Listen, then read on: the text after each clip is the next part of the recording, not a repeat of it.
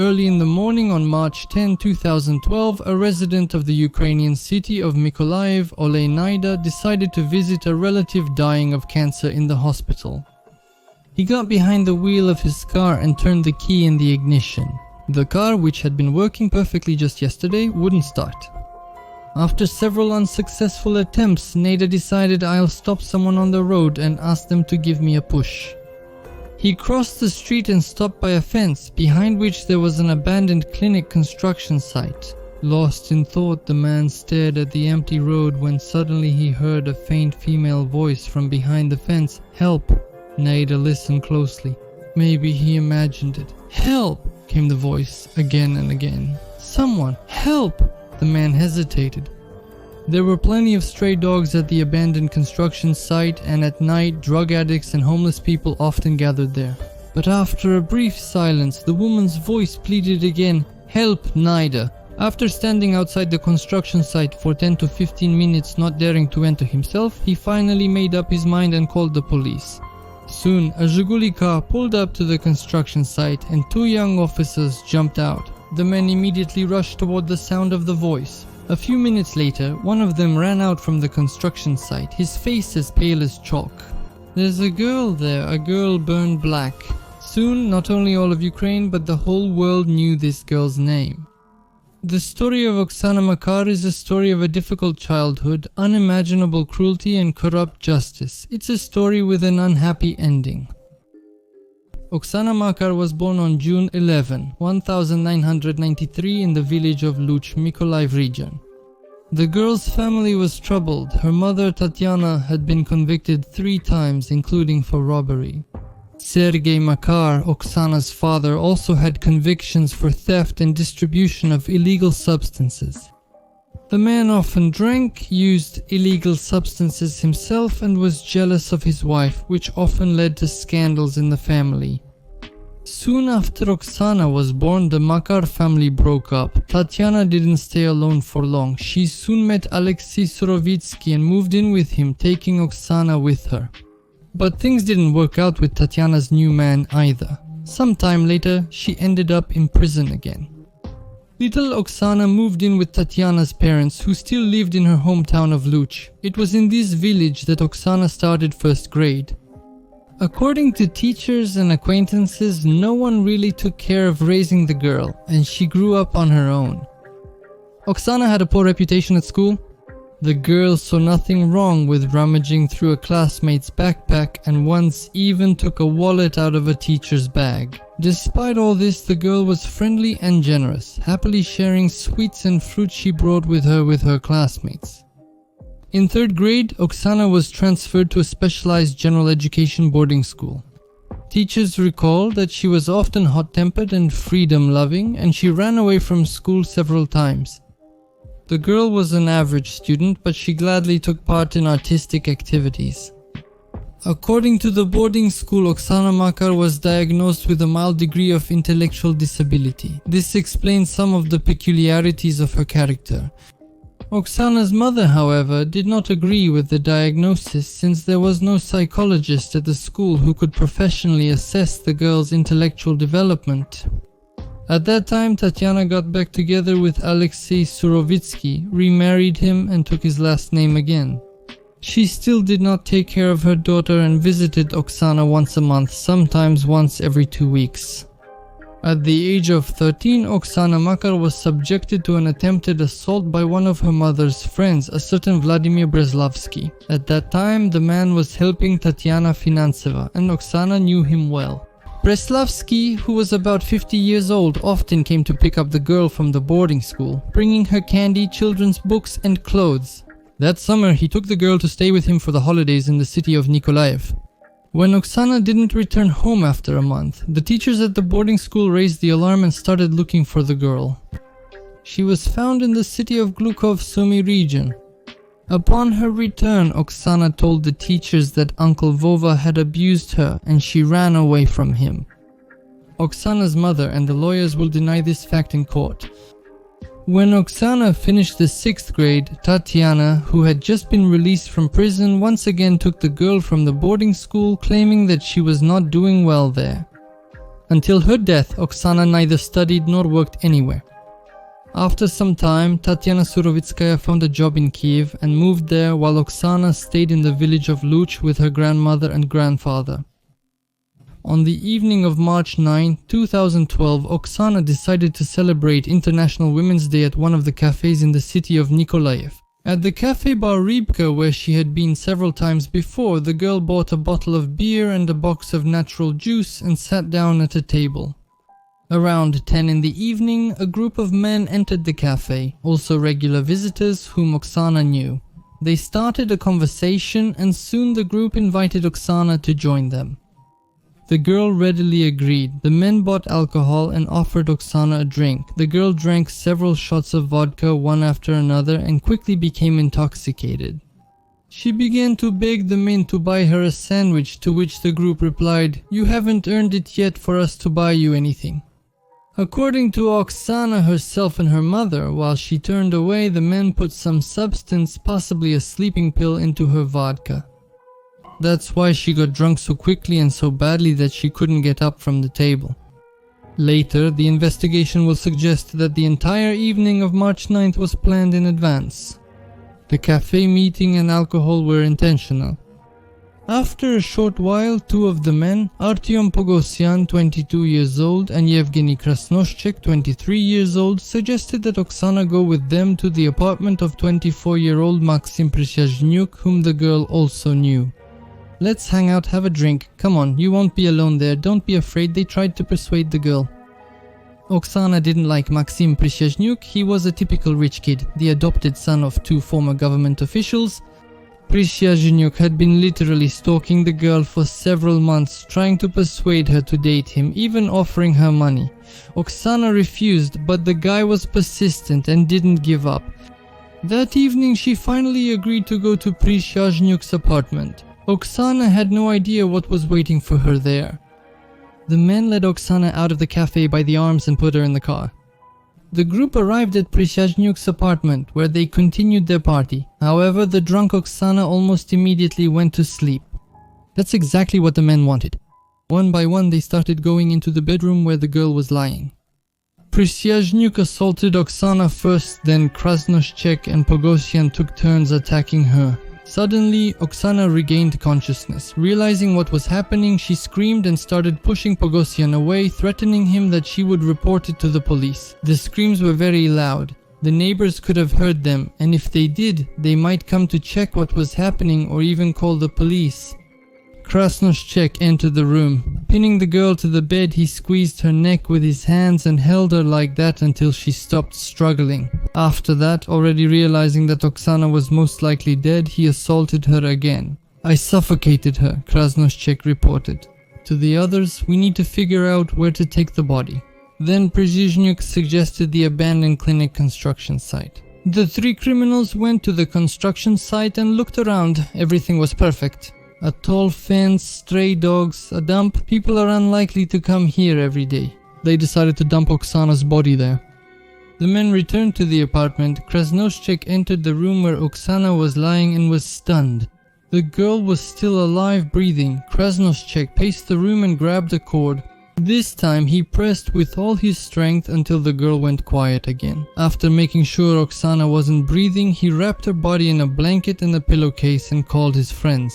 All three of them carried the girl out of the building. At the exit, the blanket slipped out of Krasnoshchek's hands. Oksana fell onto the asphalt. Her body hit the ground with a dull thud, but there was neither a moan nor a scream. The men descended into an unfinished building's basement and tossed the corpse into a garbage-filled pit.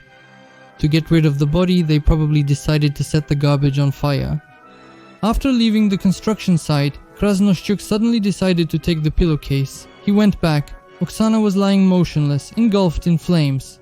Krasnoshchuk left, sure that the girl was dead, but that wasn't the case. Oksana Makar spent the entire cold March night in the garbage pit. The girl regained consciousness and started calling for help, but there was no one around.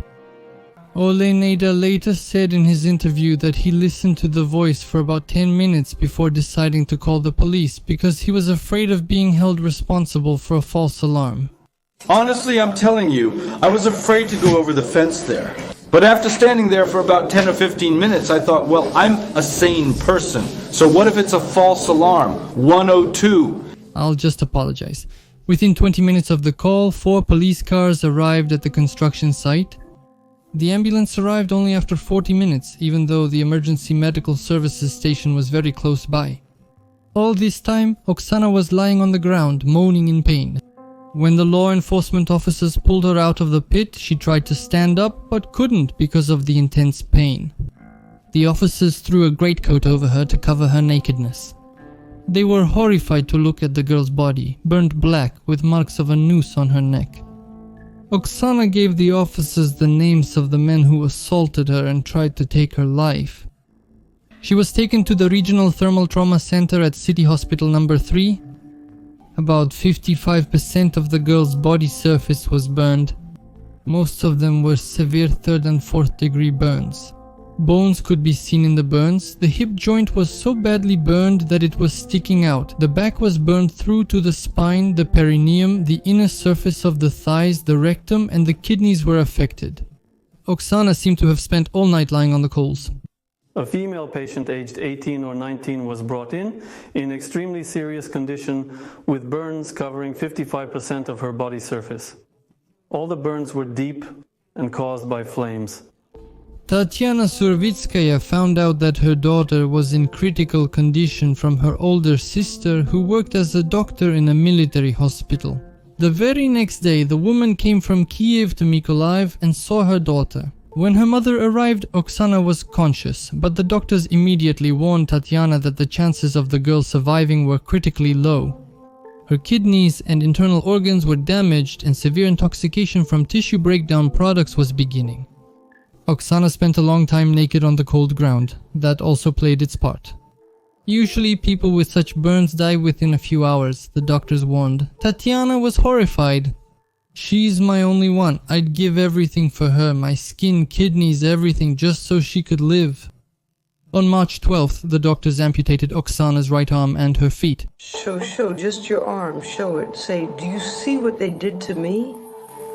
Go on, say it. Her mother recorded a video in which Oksana asked for the harshest punishment for her tormentors and promised, as long as I live, I will keep living. Say, my only daughter, as long as I live, I will keep living. Say, as long as I live, I will keep living. Guards were posted outside the room where Oksana was staying.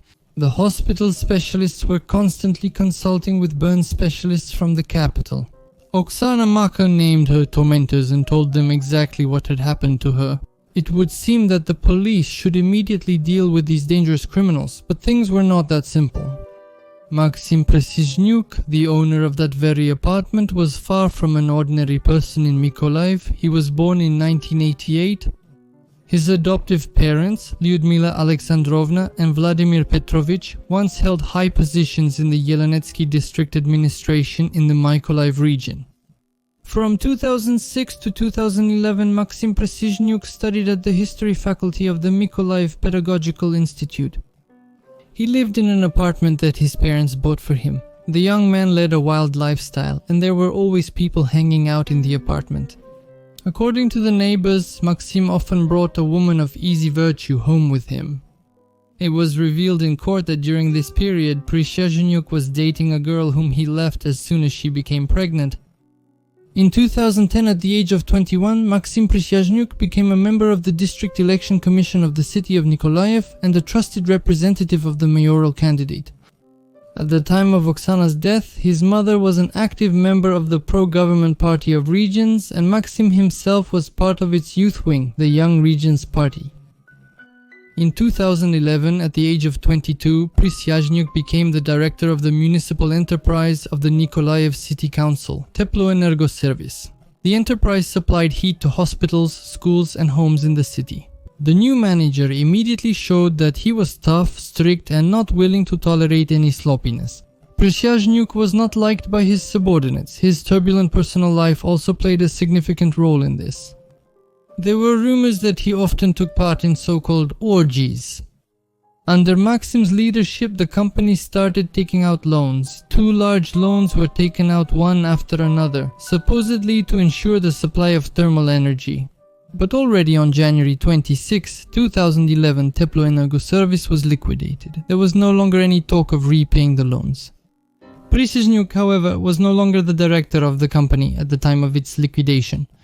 The future criminal held the position of a lawyer in the City Department of Culture of Mykolaiv. Artem Pogosyan and Yevgeny Krasnoshchek came from ordinary families and did not hold any positions. Krasnoshchek had a wife, Inga, and a 1.5-year-old child. Later, Inga would claim that her husband's confession was forced out of him under pressure. All three criminals were detained on the same day Oksana was found, that is, on March 10th. However, already the next day, two of them, Prysezhnyuk and Pogosyan, were released on their own recognizance. Only Krasnoshchek remained in custody, as he immediately gave a confession. The 18-year-old girl came close to death twice in one night and was almost burned alive. And that's not even counting the abuse. And the monsters who committed this heinous crime were set free, which instantly sparked a wave of outrage among the citizens of Majory. Outrage erupted from everywhere. The law doesn't apply to Prysezhnyuk, just watch, he'll get away with it again. Our police are corrupt. Thanks to concerned people, news about the crime and the identities of the suspects quickly spread across the internet. On March 11th, the crime was discussed online for the first time, and by March 12th, Ukrainian forums had posted the addresses of all three criminals and the links to the personal V-contact pages of Prysezhnyuk and Pogosyan. The comments under the posts were full of outrage and indignation, not only at the crime itself, but also at the behavior of law enforcement, who allowed the criminals to walk free. Many commenters called on the residents of Mykolaiv to take justice into their own hands. On March 14, a website was created online to support Oksana Makar. In major social networks, communities of friends and people sympathetic to Oksana appeared. The wave of outrage was boiling not only on the internet. On March 13, Mykolaiv residents protested at the Central District Police Department building. The protesters brought with them an effigy of the criminal, which they demonstratively castrated and burned. Then the group moved to the prosecutor's office building. Another rally was held at Sobonaya Square. The rallies were organized through groups on social media. The protesters demanded only one thing: justice, punishment for the criminals as prescribed by law. The public outcry finally forced law enforcement to respond as they should. On March 13th, Prysezhnyuk and Pogosyan were detained again and jailed in a pre-trial detention center.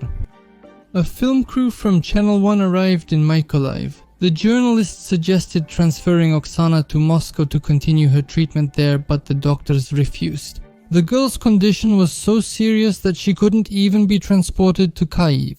On March 15th, Oksana was put on a ventilator and placed in a medically induced coma. The very next day, she was finally transferred to the Donetsk burn center, where they began preparing her for skin graft surgery. On March 18th, Oksana was diagnosed with pneumonia. Her body reacted to the fact that she had spent the whole night outside without any clothes on. The doctors assessed her condition as critical, but still decided to perform surgery to save her leg. On March 22nd, Oksana had the dead tissue removed from her thigh and special gel dressings, which imitate human skin, were applied in their place. The young woman fought desperately for her life, but ultimately lost. On the morning of March 29th, Oksana began to experience severe pulmonary bleeding.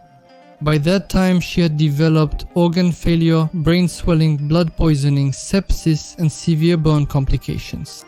In the end, Oksana's heart stopped. Doctors tried to bring the girl back to life for more than 40 minutes, but they couldn't.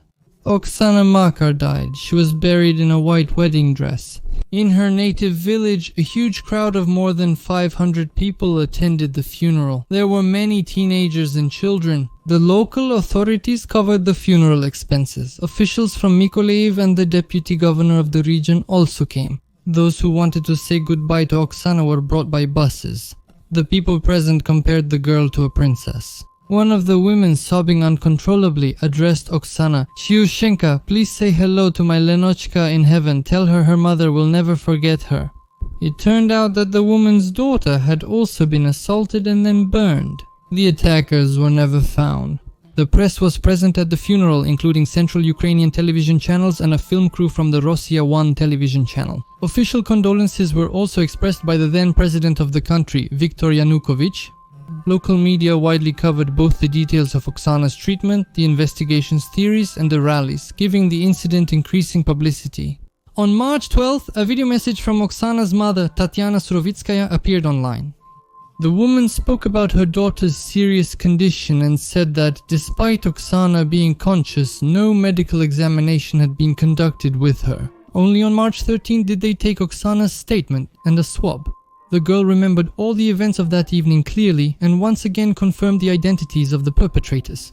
On March 14th, a video of Krasnoshchek's interrogation appeared on YouTube, along with Oleg Naida's account of how he found Oksana dying. On March 15th, the largest protest in support of Oksana was held in Mykolaiv. Sources estimate that 2,000 to 10,000 people gathered at Soborna Square. At the same time, the Young Regions Party, which Precizynyuk was a member of, tried to disrupt the rally. The party registered their own rally on the same day, setting up a stage and sound equipment on the same Soborna Square. Speeches were delivered concurrently from 2 stages. The party members did their best to drown out the words of those who came to the square to support Oksana. The head of the city, Vladimir Chaika, tried to fix the situation, but he was booed. "Why did you speak up only now? Where were you 2 days ago? Why did you let the police release those scoundrels?" people shouted in the crowd. The news that added fuel to the fire of growing anger was that on March 10, another 18-year-old girl, Sasha Popova, was admitted to the Mykolaiv City Hospital. She had broken ribs, a broken nose, and some of her internal organs were ruptured. The girl was found in the park without clothes and unconscious. She was not assaulted, but that didn't change anything. On March 15th at the rally, 2 girls' names were mentioned after Sasha was severely beaten. Money was collected for both victims and given to their families. Fortunately, Sasha Popova was lucky. After a 72-day coma, she eventually regained consciousness and was able to recover. However, the consequences of the injury stayed with her for life. The girl often has headaches and has difficulty walking. On March 21st, information about the reasons for the attack on Oksana Makar leaked onto social networks and forums. A source, citing police data, reported that Oksana was not randomly chosen as a victim by the thugs. The whole evening was Maxim Precizynyuk's revenge for her refusal to become his lover. He, a wealthy and influential director of a large company, offered the village girl an intimate relationship, and she refused. How could she? Precizynyuk found Krasnoshchek, who was assigned the role of perpetrator in the crime, on social media. Realizing that the perpetrator was unlikely to avoid arrest, he deleted his correspondence with Krasnoshchek in advance. On the day of the attack on Oksana, Precizynyuk tried to be seen by as many people as possible, preparing an alibi for himself. He clearly did not expect that Oksana would not only be found alive but also conscious. Soon there were hardly any people left in Ukraine who were not following the events. The crime was heard about in Russia and other European countries as well. Ukrainian media called this crime one of the most horrific in recent years. Channel 1 dedicated an episode of Let Them Talk to Oksana, they wrote. Almost all major European media outlets and news websites around the world told their audiences about her. The New York Times wrote about Oksana. Makar came into this world to open the eyes of Ukrainian society about Oksana's mother. Money was constantly coming in from caring people from Ukraine, Russia and other countries. Neither Precizynyuk nor his accomplices nor their relatives offered any help. Between then and March 16th, protests in support of Makar took place in Kyiv, Odessa, Kharkiv, Sumy and Lviv. In Lviv, the protest was called Beware of Mages and was held both in support of Oksana and against the lawlessness of the authorities. On March 15th, activists from the FEMEN movement, who also defend women's rights, held a topless protest in front of the building of the Prosecutor General's Office of Ukraine, demanding the harshest punishment for the criminals. The day Oksana died, another rally took place in Mykolaiv. The Ukrainian authorities had no choice. The public outcry was so strong that it shook the entire country. On March 14th, Oksana Makar's name was first mentioned during a Verkhovna Rada session. A proposal was made to bring back the death penalty. One of the deputies proposed castration for people who abused minors and also put forward an initiative to donate a day's salary of the deputies to Oksana. Presidential advisor Maria Stavnichuk spoke in support of the residents of Mykolaiv and against the release of Precizyniuk and his accomplices. She stated that the Rada is surprised that those detained on suspicion of such a monstrous crime were released at all. Most deputies spoke out quite categorically. The authorities are obliged to respond properly to crimes. Connections or social status of the criminals do not matter. They must be punished. But there were also those who blamed Oksana's mother for what happened. Why did an 18-year-old girl end up in an apartment with 3 drunk men? Why was she even going to bars alone in the evening? Nikolai Kruglov, the governor of the Mykolaiv region, said that a child should be under the family's control. She is an underage girl. At that age, kids here are still in school. The president of Ukraine instructed the prosecutor general to personally ensure that an objective and thorough investigation is conducted in the case. However, people were in no hurry to believe the authorities' loud statements. They knew all too well how easily promises are forgotten. When does the information noise die down? And the law enforcement officers were already doing everything they could to protect themselves. It was reported that the Mykolaiv Regional Police Department's press secretary made a statement. The employee stated that at the time Oksana was found, she was in such a condition that she couldn't give any testimony. Meanwhile, numerous witness statements confirm the opposite.